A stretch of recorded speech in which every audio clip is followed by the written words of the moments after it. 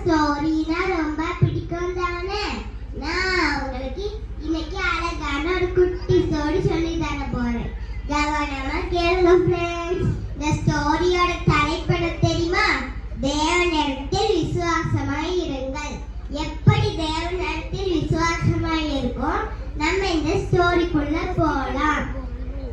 ஒரு ஊர்ல ஏசப்பா கப்பர்நகூம் அப்படிங்கிற ஊருக்கு போனாங்க.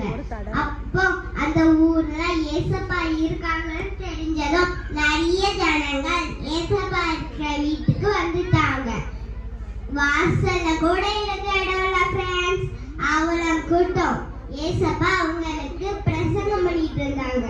அப்ப அந்த ஊர்ல கால் நடக்க முடியாம திமிர்வாதமா ஒரு மாமா இருந்தாங்க. அப்போ அந்த மாமாவை படுக்கையோடி 4 பேர் தூக்கிக்கிட்டு ஏசப்பா இருந்த வீட்டுக்கு வந்துட்டாங்க. தெரியும்ல ஃப்ரெண்ட்ஸ், அங்க நல்லா கூட்டமா இருந்துச்சுல. அதுதான் அந்த 4 பேரும் வீட்டோட மேல கூடையை பிரிச்சு அது வழியா அந்த மாமாவை இறக்கிட்டாங்க. அப்போ ஏசப்பா அவங்க விசுவாசத்தை பார்த்து ரொம்ப ஆச்சரியப்பட்டு அவங்க ஏசப்பா சொன்னாங்க, மகனே, உன் பாவங்கள் உனக்கு மன்னிக்கப்பட்டது, நீ எழுந்து உன் வீட்டுக்கு போ அப்படின்னு சொன்னாங்க. அப்ப அந்த மாமா எந்திரிச்சு அவங்களே அவங்க படுக்கையை எடுத்துக்கிட்டு வீட்டுக்கு போயிட்டாங்க.